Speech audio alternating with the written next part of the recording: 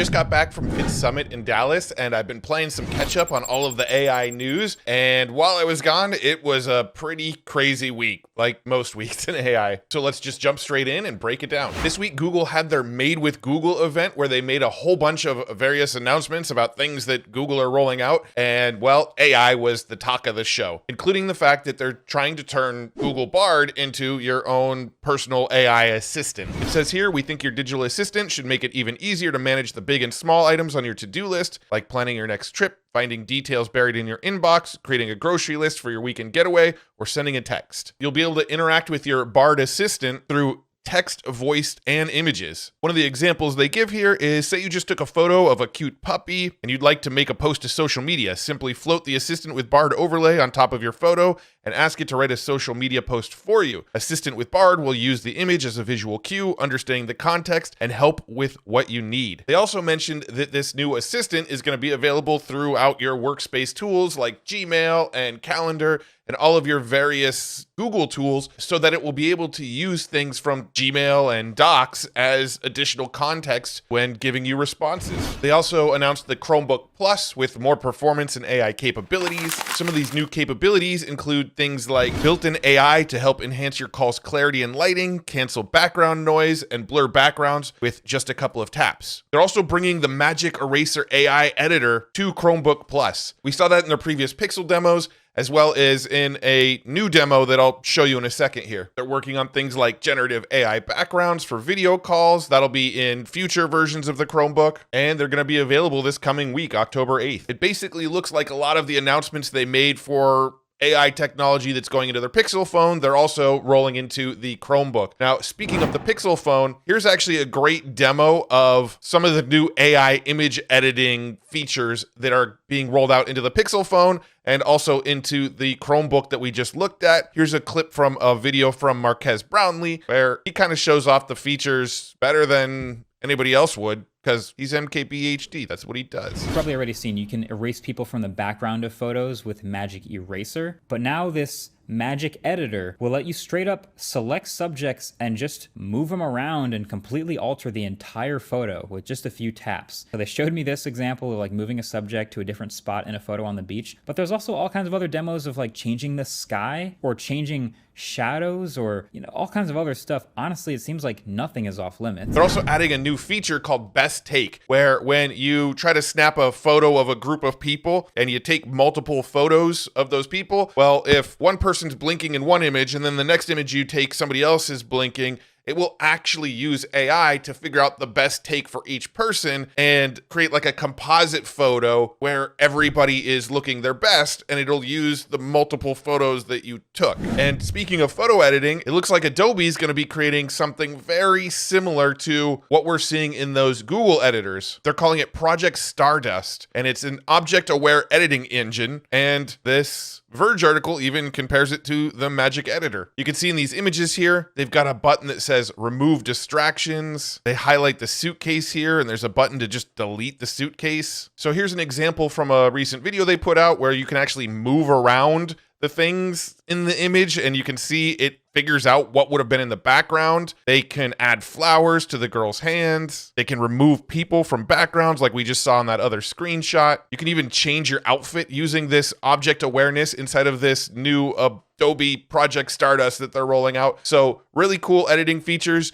We don't have these yet, but this looks like stuff that's going to probably be in your Photoshop pretty soon. And Google and Adobe don't get to have all the fun. Canva's rolling in even more AI features into their platform. Now, Canva already had a bunch of AI features built into it, but it looks like we can actually do image to video and maybe text to video now as well. It says powered by Runway on this little animation here. So it looks like you can actually use Runway's Gen 2 directly in Canva to start with an image like this castle here, add an additional prompt, click generate video, and now we have a fully AI generated video that we can roll into our Canva projects. And although we were able to do text to image generations in Canva already, it looks like they've recently added the ability to use DALL-E and Imagen, when before, I believe it was only Stable Diffusion that we had access to. Now, also in the world of AI art, last week we talked about Meta's new announcements and how they're using their new Emu AI art generator to generate stickers. Well, these stickers are already causing some trouble, as we could see just right from the picture here with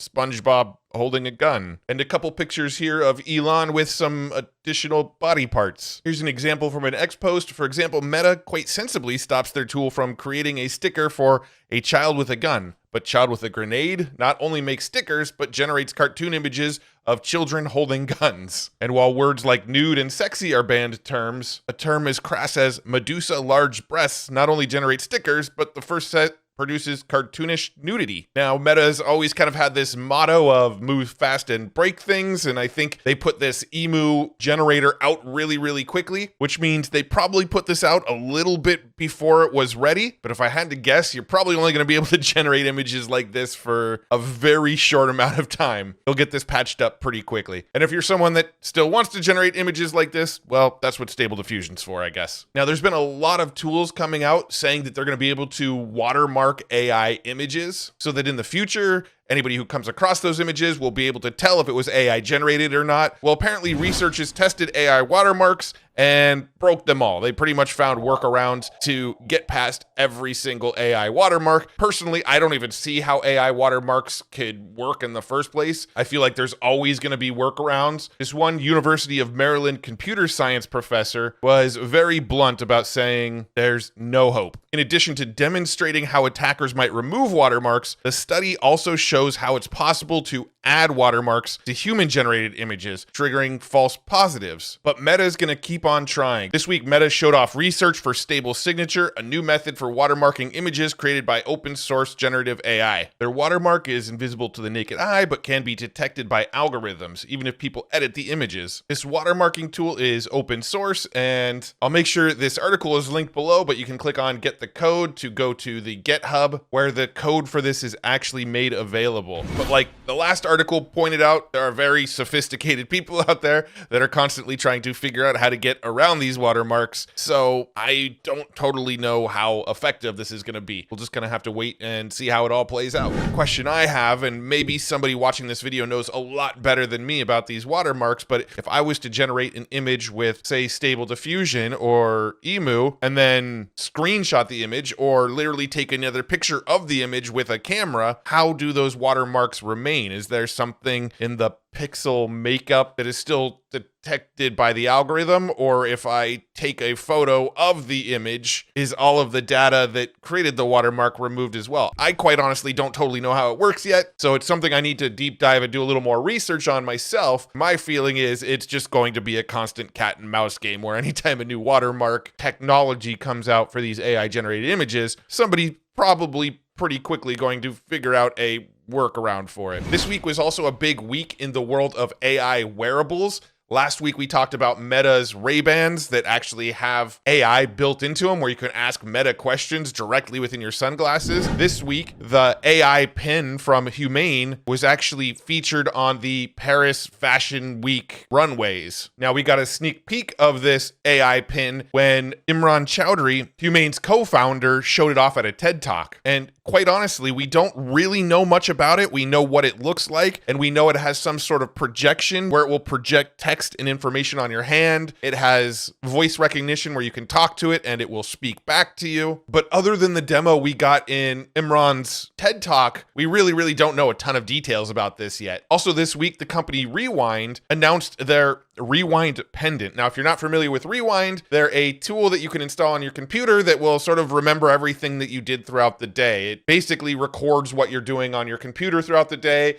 and then you can query it later and sort of refind websites and refind various things that you did throughout the day using natural language. Well, now they introduced the Rewind Pendant, which is essentially a necklace that you wear around your neck, and it listens to all of your conversations throughout the day. And as it listens throughout the day, it stores everything entirely locally on your phone, so it's not going to some cloud of theirs. They're not hearing your conversations, but it will remember every conversation that you had throughout the day, store it to your phone, and then later on give you the ability to query with natural language various conversations and notes from throughout your day. Rewind Pendant is a wearable that captures what you say, what you hear, in the real world, and then transcribes, encrypts, and stores it entirely locally on your phone. We take a privacy-first approach. So first, only you have access to the recordings, and second, we offer features for you to ensure no one is recorded without their consent. Now you can ask your personalized AI about truly anything you've seen, said, or heard. LinkedIn is getting into the world of AI much deeper as well, announcing that soon you'll be able to find qualified candidates faster with our new AI-assisted recruiter. They're beginning to pilot their new Recruiter 2024, the new AI-assisted recruiting experience that will make hiring easier and more efficient, and it pairs generative AI with their insights gained from more than 950 million professionals, 65 million companies, and 40,000 skills on our platform. You'll be able to use natural language like, I want to hire a senior growth marketing leader. And with all the data they have, and with the generative AI they're using, they'll be able to infer the type of candidate the hirer is looking for and provide higher quality candidate recommendations from a much wider pool of candidates. They have a little animated GIF here with a demonstration, find a senior growth marketing leader, etc., etc. They click the button and then it starts searching LinkedIn for them. It sort of pre-fills out a project for you to help you find the candidate, check a few boxes, and click create the project. And apparently it'll help you find qualified candidates from that process. They're also adding a new Learn with AI section inside of LinkedIn. It looks like you can just ask questions of the LinkedIn AI, like how can I delegate tasks and responsibility effectively? We're kicking off a limited pilot for a new feature, which requires user recruitment, feedback collection and analysis, troubleshooting, etc.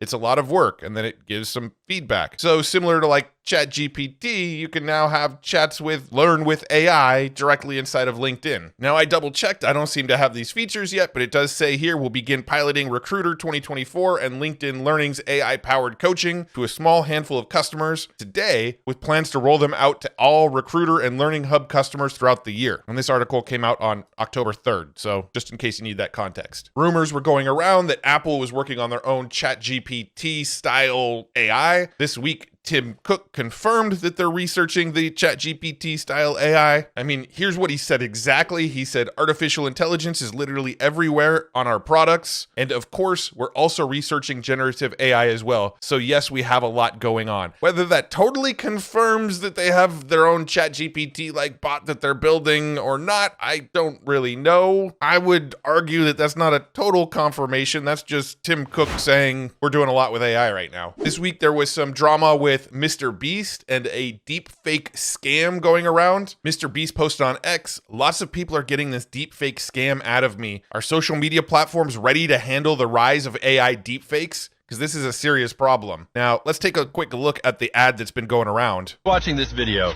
you're one of the 10,000 lucky people who'll get an iPhone 15 Pro for just $2. I'm MrBeast, and I'm doing the world's largest iPhone 15 giveaway. Click the link below to claim yours now.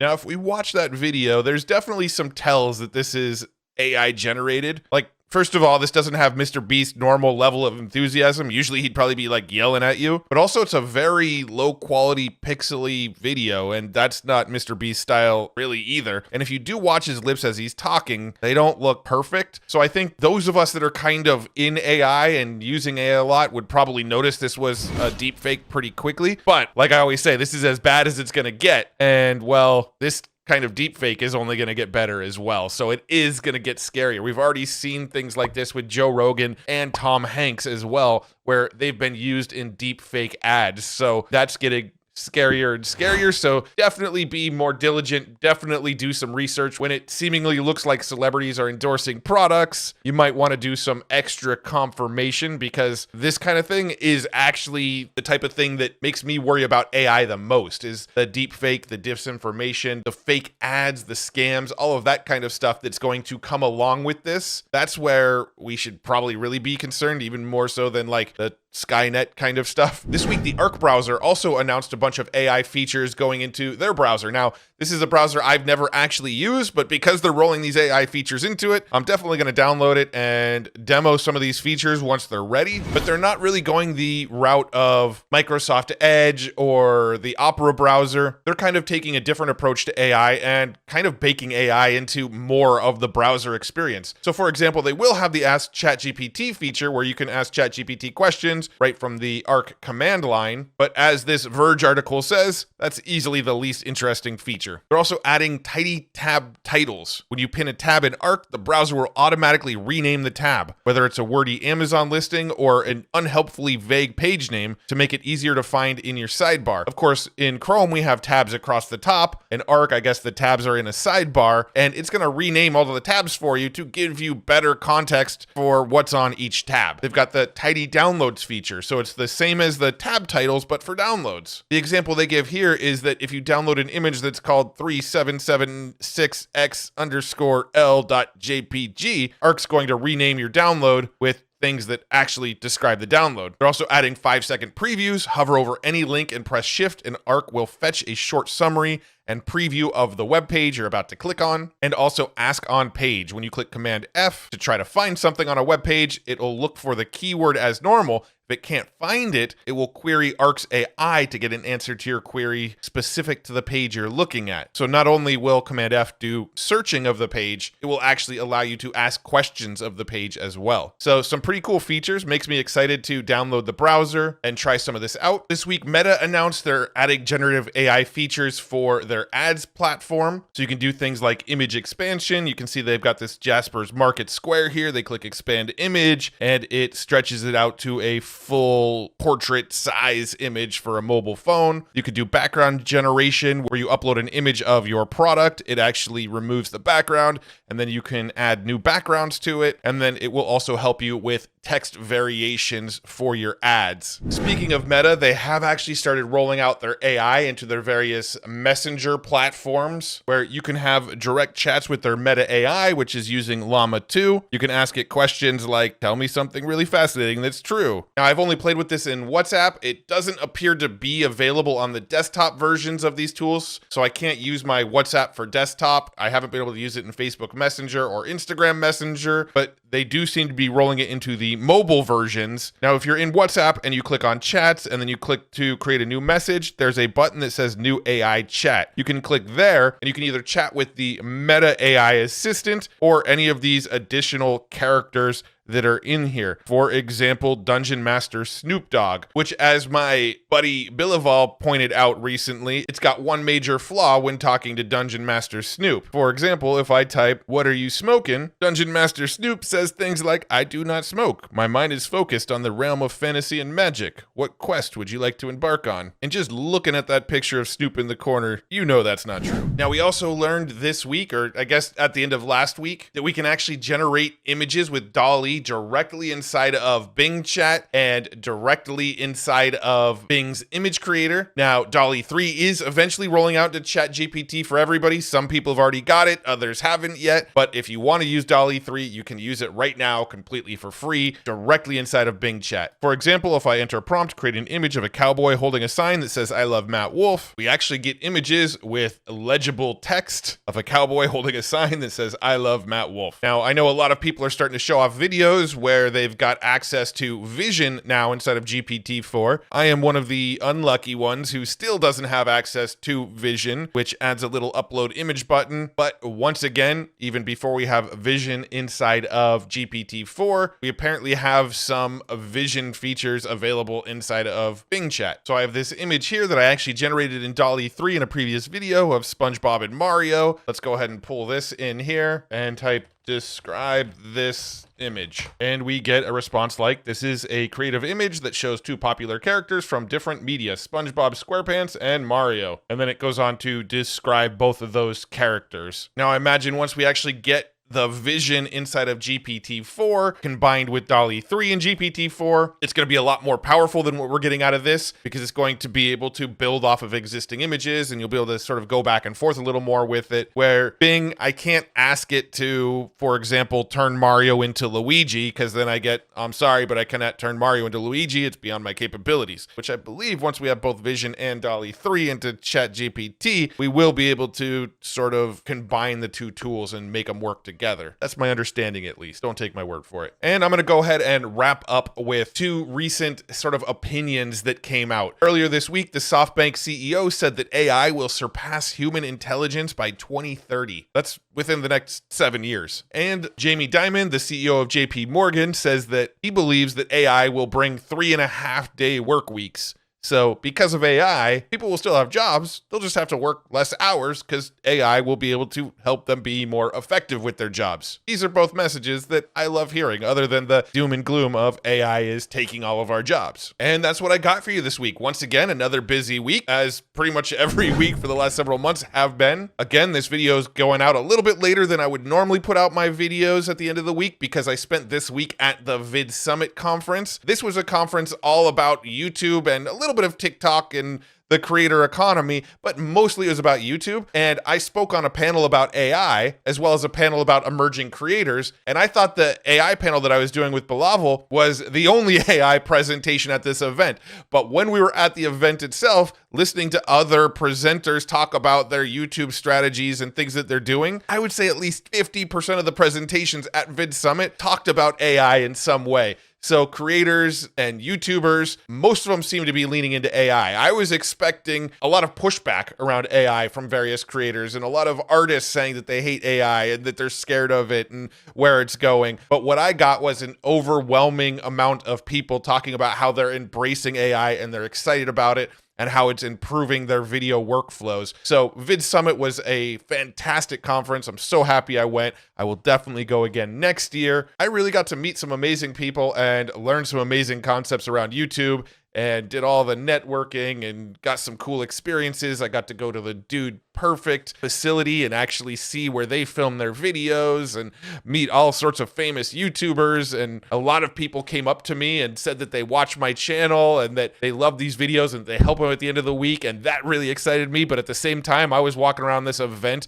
just absolutely starstruck, looking at people going, that's one of my favorite YouTubers. That's one of my favorite YouTubers. Oh my gosh, I can't believe it's that person. So I was just like overwhelmingly happy to be at this event around all of these other YouTubers that I really, really look up to, as well as being around people that actually recognized me and watch my YouTube videos. So that was just an amazing experience. But as always, thank you so much for tuning into this video. Hopefully you learned something new about AI this week or found out about some new announcement that you hadn't heard of yet. That's my goal every week, is to keep you in the loop and make you the most in the know person among your circle around the world of AI. That's the goal with every video. Hopefully I did that in this one. If you haven't already, check out futuretools.io, where I curate all the latest and coolest AI tools and news and videos and all of that good stuff. And if you haven't already, join the free newsletter. I send you 2 emails a week, one with a breakdown of the latest AI news, one with a breakdown of the latest AI tools. You're going to love the newsletter. You can find it all over at futuretools.io. Thank you once again for tuning in. I really, really appreciate you. I was so overwhelmed with support at VidSummit. All of you that came up to me and said that you watch my channel and you love my channel and you love these news breakdowns. I'm so appreciative of you, and I can't wait to connect with all of you even more. Thanks again. Appreciate you. See you in the next one. Bye-bye.